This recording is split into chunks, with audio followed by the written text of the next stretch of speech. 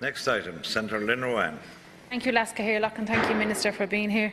I am today raising the UN Convention Against Torture, which is an extraordinarily important international treaty which governs Ireland's obligations to protect its citizens from all forms of torture and ill treatment. Ireland signed OPCAT in 2007, but now, 12 years later, we are yet to ratify it, meaning we are not bound to comply with its requirements. My first question, therefore, Minister, is when is Ireland planning to ratify this instrument? I know in a response to Deputy Daly last week that it is the Department's view that new primary legislation will be required and that you will be circulating a draft scheme to stakeholders before making a formal proposal to Government this year. However, the Government held a similar position on the UN Convention on the Rights of Persons with a Disability, that new primary legislation would be required before then deciding to ratify before the required legislative changes were enacted and progressing them after formal ratification. Have you considered whether this would be an option with OPCAT 2? If you are to remain of the review that new primary legislation is required, can you provide more information on where that process is? Do you hope to bring the proposal to Cabinet before summer recess? Will legislation be introduced to Oireachtas in the autumn? As you will be aware, Minister, the groups working in this area are concerned at the pace at which these proposals are advancing, and as much detail as you can provide would be much appreciated. As you will also be aware, Minister, the key and most crucial part of the Convention is the optional protocol, which requires states to, quote, set up, designate or maintain at the domestic level one or several visiting bodies for the prevention of torture and other cruel, inhumane or degrading treatment or punishment, which are known as national preventative mechanisms. States are then required to allow unfettered access to all places where persons are deprived of their liberty to those national preventative mechanisms.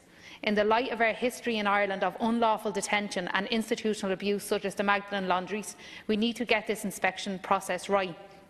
Independent and regular inspections in institutions and care settings shine a light on otherwise hidden or closed spaces, often the common thread of abuse. We also need to broaden our understanding of the deprivation of liberty outside of traditional detention sentence, PRISM, and consider health and social care settings, including immigration detention centres, direct provision centres, psychiatric hospitals and nursing homes. My point in saying this, Minister, is that the current system is in need of reform, and it is through ratifying OPCAT that we can introduce new inspection regimes, but also improve, reform and consolidate the existing regimes. It is my understanding that you are currently considering appointing a single body to conduct inspections in all deprivation of liberty settings, potentially the prison inspector. I'd really ask you to consider alternatives to this option. What we need is a sector-by-sector mechanisms with experience and expertise doing the inspections within their own sectors. HICWA have expertise with health and social settings, the Children's Ombudsman with children-related settings and so on. We need the experts overseeing their own sectors for real and effective oversight. These individual sectoral mechanisms could then be coordinated by a single body, with the Irish Human Rights and Equality Commission being an obvious choice to coordinate these efforts. I'd be happy to work with you on any of these proposals. They are all doable and practical and will see OPCAT implemented here in Ireland to the highest possible standards. I look forward to your response. Thank you. Senator Minister. Thanks very much, Cearlach, and on behalf of Minister Flanagan, who sends his regrets, I would like to thank Senator Éireann for raising this very important matter in the House. And on my own behalf and on the Minister's behalf as well, I want to acknowledge Senator Éireann's dedicated interest in this area and in the area of penal reform generally and detention. It is a very important issue, and thank you for raising it and keep raising it. Ireland, as the Senator has said, has signed the optional protocol to the UN Convention Against Torture in 2007, but is yet to ratify this instrument.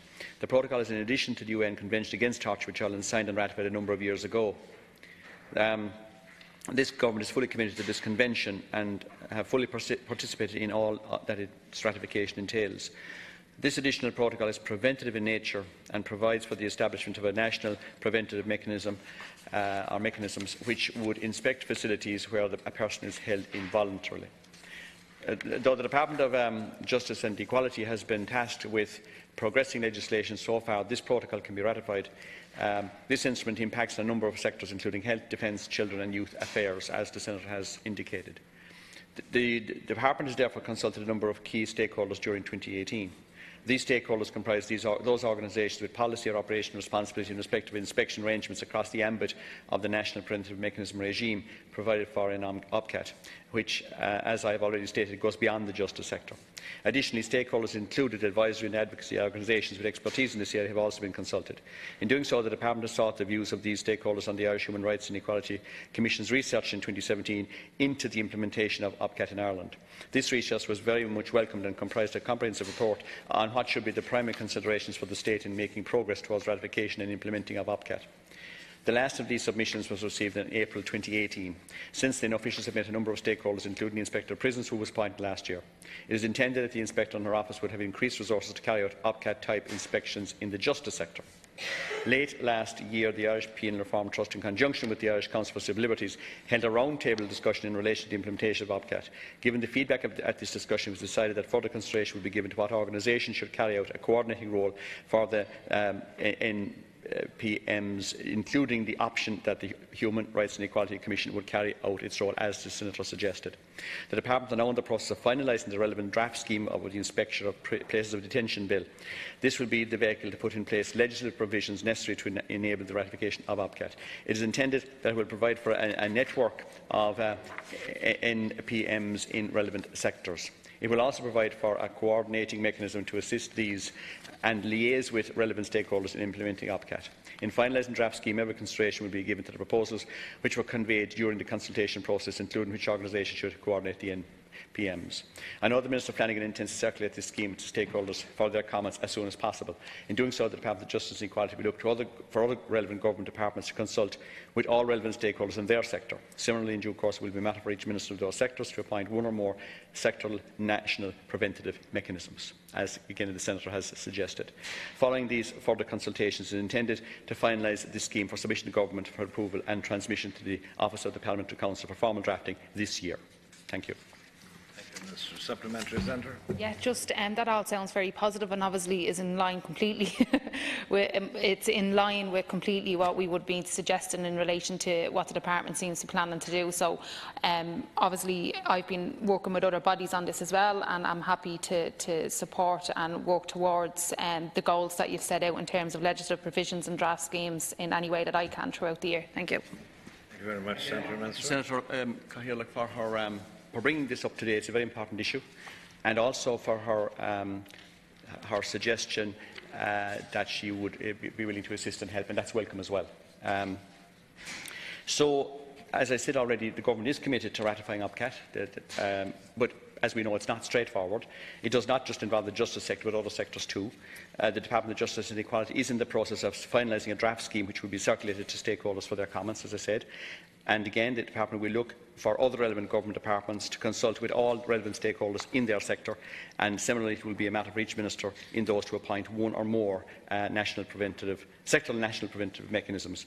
The intention is to build upon existing inspection structures, expertise and experience. So the Senator actually is right in what she's suggesting there. I know that the Department intends to liaise closely with the Human Rights Commission in finalising the scheme, and in particular in relation to the role of coordinating the national preventative mechanisms. As I've stated before, their comments on the scheme and those of other stakeholders will be taken into account before it is finalised for submission to Government for approval and transmission to the Office of Parliamentary Council for formal drafting, and the intention is to have it done this year. I can assure the House every effort will be made to progress this matter as quickly as possible. Thank you again for raising the issue. Thank you, Minister, and thank you, Senator.